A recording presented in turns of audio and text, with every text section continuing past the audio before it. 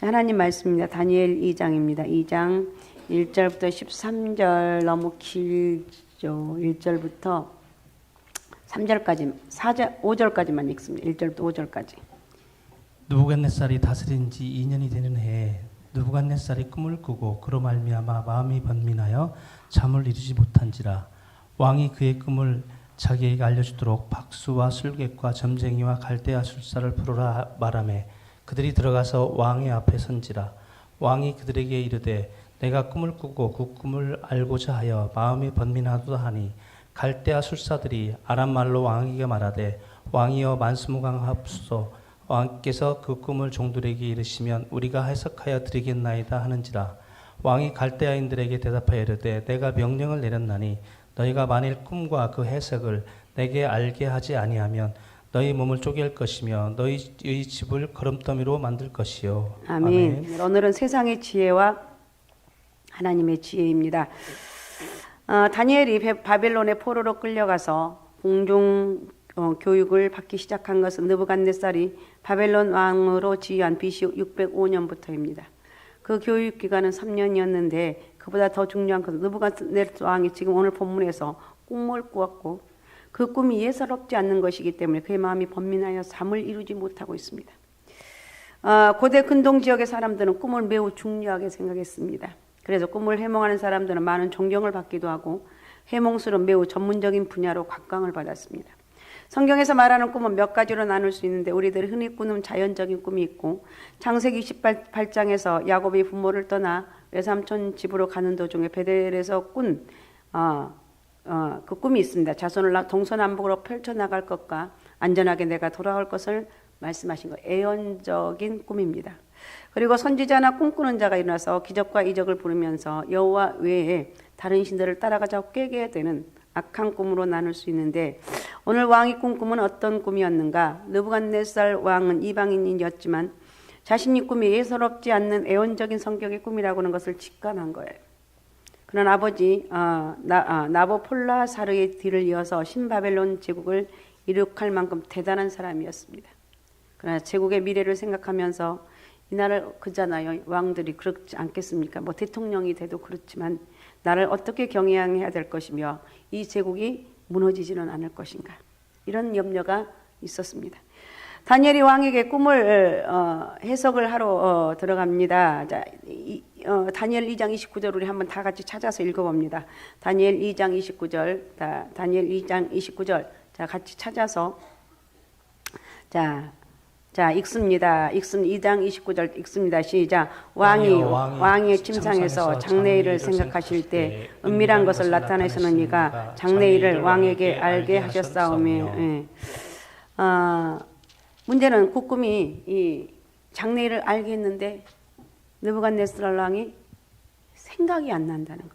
저도 꿈을 꾸면 맨날 잊어먹어요. 뭔가 꾼 것 같은데 잊어먹어요. 근데 고 목사님은 꿈을 또 기가 막히게 애연적인 꿈을 잘 꿔요. 저는 부러워서 이 신기했죠. 저는 꿈을 꾸면 이렇게 꿈을 많이 꾼 것 같은데 하나도 기억이 안 나.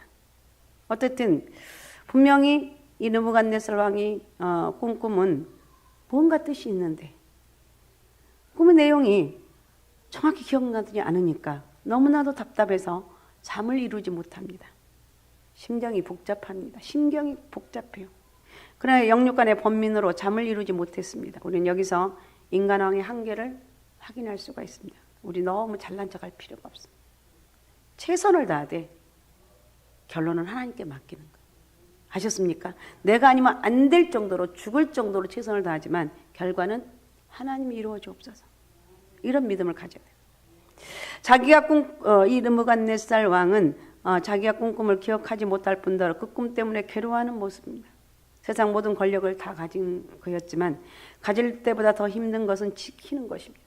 그 나라를 지키기 위한 인간적인 욕심은 오히려 그를 근심과 걱정의 그늘로 내몰았습니다. 결국 왕은 그 꿈을 해석하기 위해서 사람들을 불러옵니다.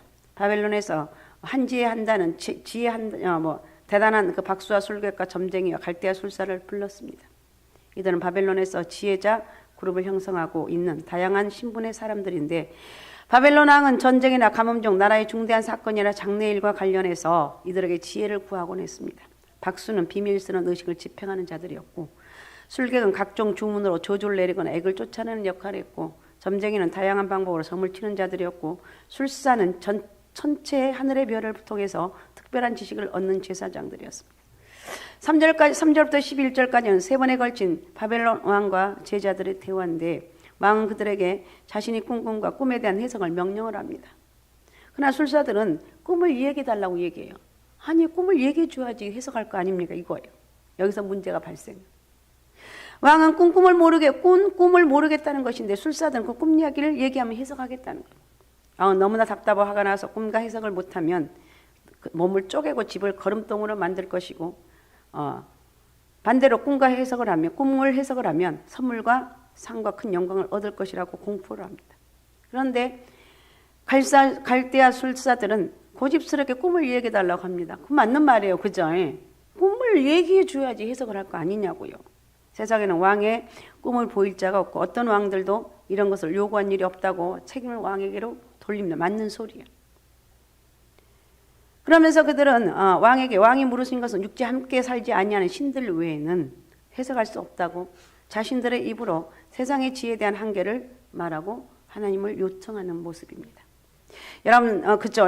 세상의 지혜나 지혜자들은 왕이 꿈 내용을 말해주면 자신들의 지식에 근거해서 나름대로 생각이나 해몽에 대한 해석을 할 수 있을지는 몰라도, 왕이 무슨 꿈을 꿨는지 아는 것은 인간의 지혜를 뛰어넘는 일이라고 인정을 합니다.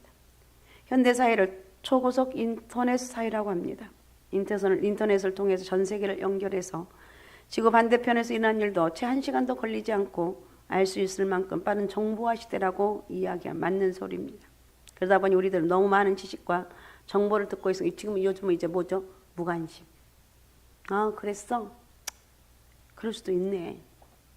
너무 이 정보가 많다 보니까 이제는 아무리 그 고통스러운 일, 충격적인 일에도 그랬어, 알았어, 이러면 끝이에요. 그러니까 안 듣고 싶다 이거예요.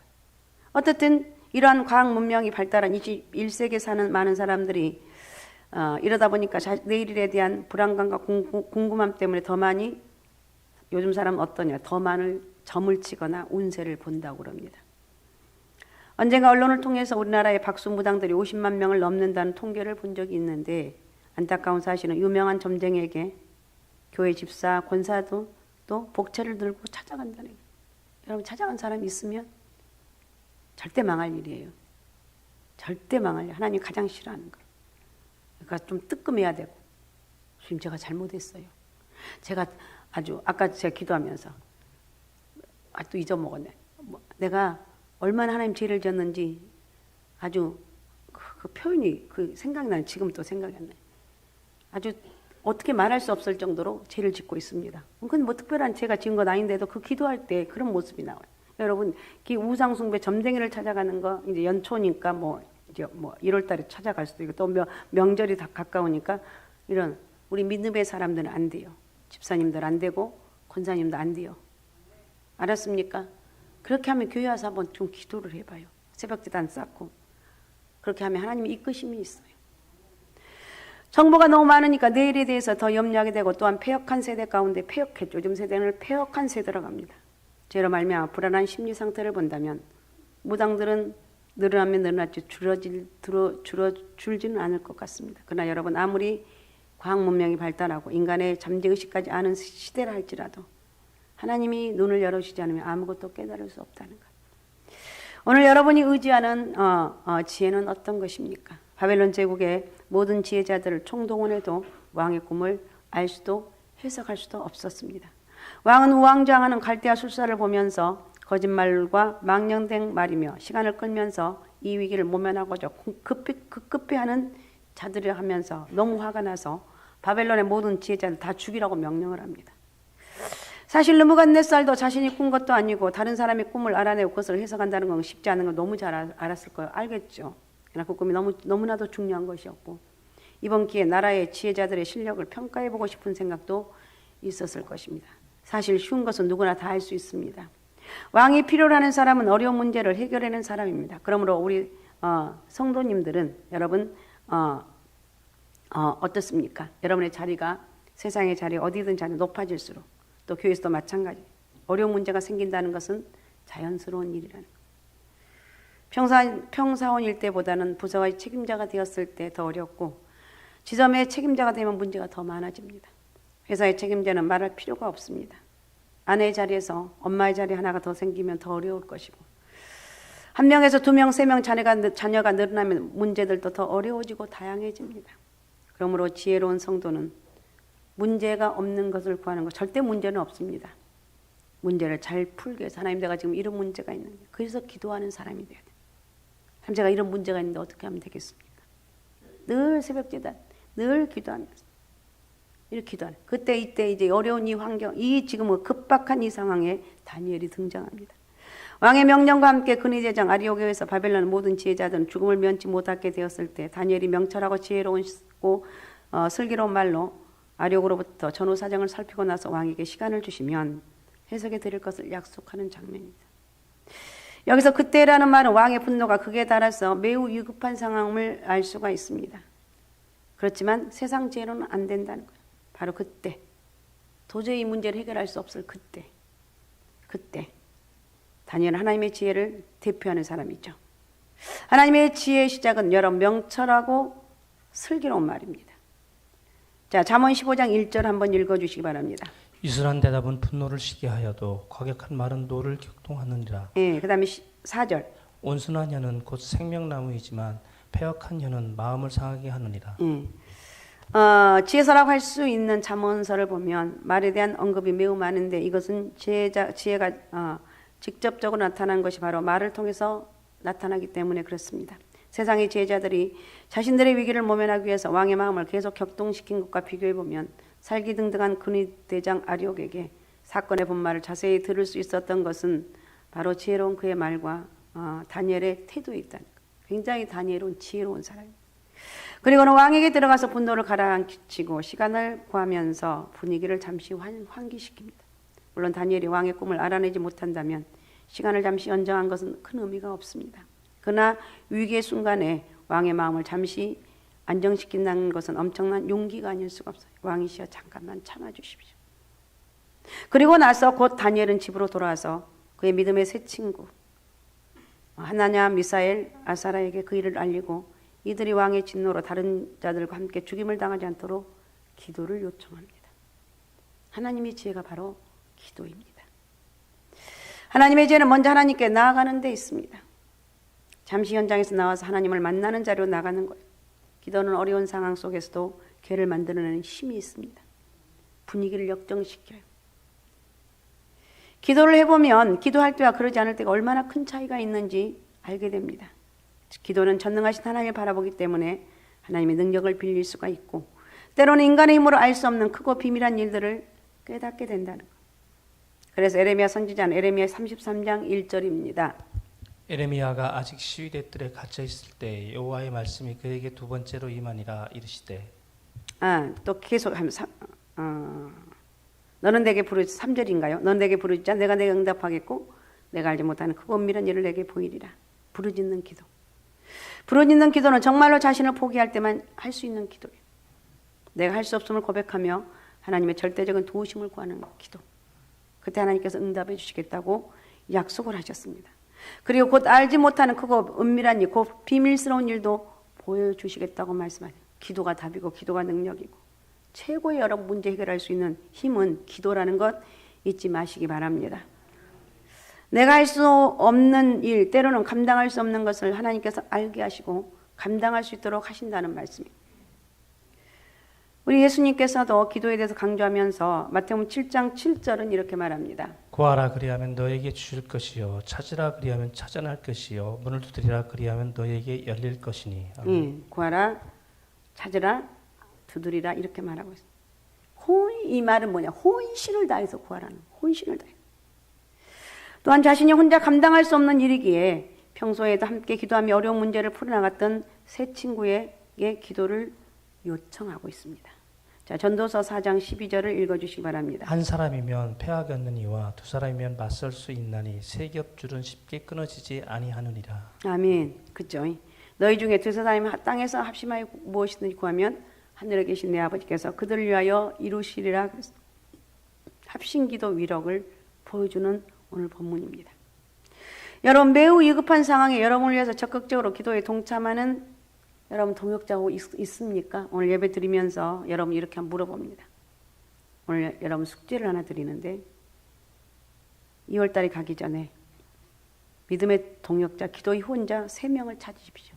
지나에게 3명은 누구인가? 기도, 뭐 엄마가 될 수 있고 할머니가 될 수가 있고 그 외에 누구? 다른 친구를 하나.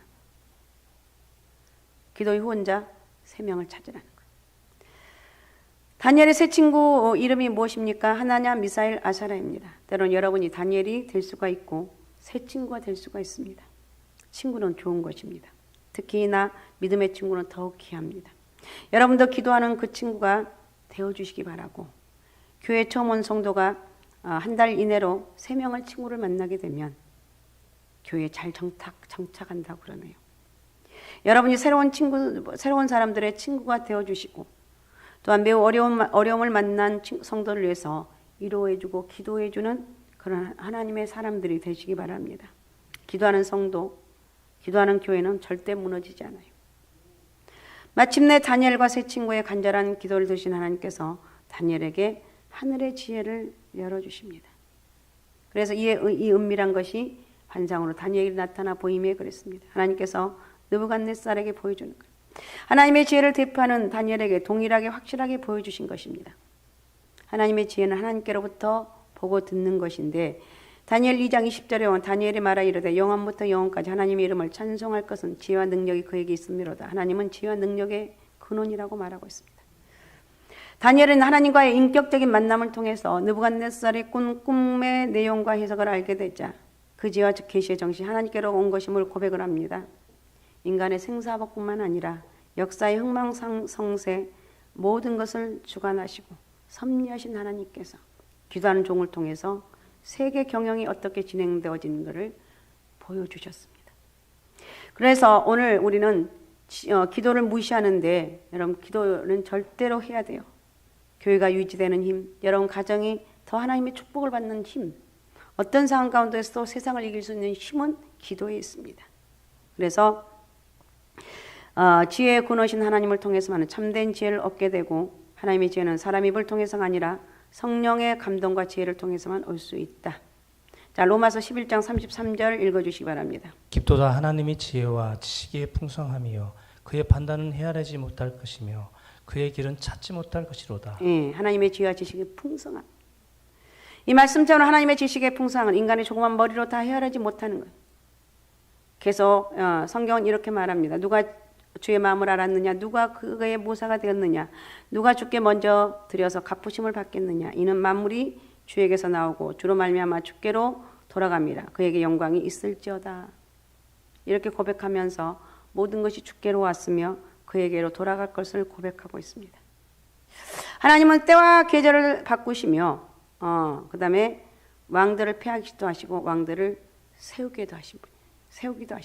자, 욥기 12장 23절입니다. 민족들을 커지기도 하시고 다시 멸하기도 하시며 민족들을 널리 퍼지기도 하시고 다시 끌려가기도 하시며. 우리 한번 같이 읽어보겠습니다. 욥기 12장 23절 같이 읽겠습니다. 읽습니다. 시작. 민족들을 커지게도 하시고 다시 멸하기도 하시며 민족들을 널리 퍼지게도 하시며 다시 끌려가게도 하시며. 할렐루야. 시편 75편 7절에는 읽어주세요. 오직 재판장이신 하나님이 이를 낮추시고 저를 높이시느니라. 아멘. 그러니까 우리의 모든 인생의 생사복이 하나님께서 낮추시는 분도 하나님이시고 높으시는 분도 하나님이시고, 절대로 하나님 말씀 안에서 이 믿음을 갖고 나아가는 거예요. 느부갓네살이 강력한 통치를 하면서 바벨론을 강하게 세웠지만 그것도 곧 잠시 바사와 메대에 넘어갔죠. 자신이 꿈꿈의 내용은 결국은 왕국이 바뀐다는 거예요. 그분은 지혜자에게 지혜를 주시고 총명한 자에게 지식을 주시는 분이며 깊고 은밀한 일을 나타내시고 어두운 데 있는 것을 아시는 분이에요. 히브리서 4장 13절입니다.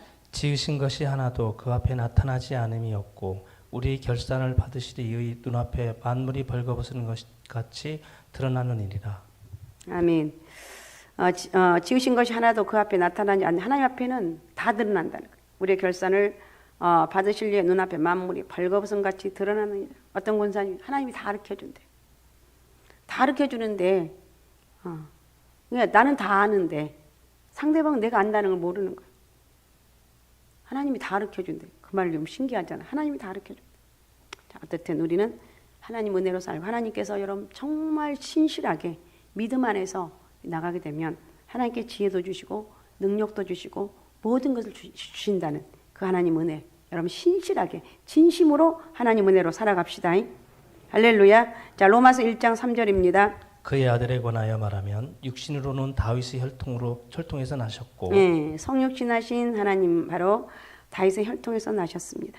그리고 그 하나님께서는 인류를 향한 뜻과 계획, 구원과 종말을 계시한 말씀 성경을 통해서 가장 선명하게 보여주고 있습니다. 디모데후서 3장 15절 16절입니다. 또 어려서부터 성경을 아는나니 성경은 능히 너로 하여금 그리스도 예수 안에 있는 믿음으로 말미암아 구원에 이르는 지혜가 있게 하느니라. 모든 성경은 하나님의 감동으로 된 것으로 교훈과 책망과 바르게 함과 의로 교육하기에 유익하니. 아멘. 다니엘 시대는 완성된 성경이 없이 하나님께서 환상과 꿈을 통해서 하나님의 역사를 계시하셨지만 이미 우리 손에는 완성된 계시의 말씀인 성경이 있습니다.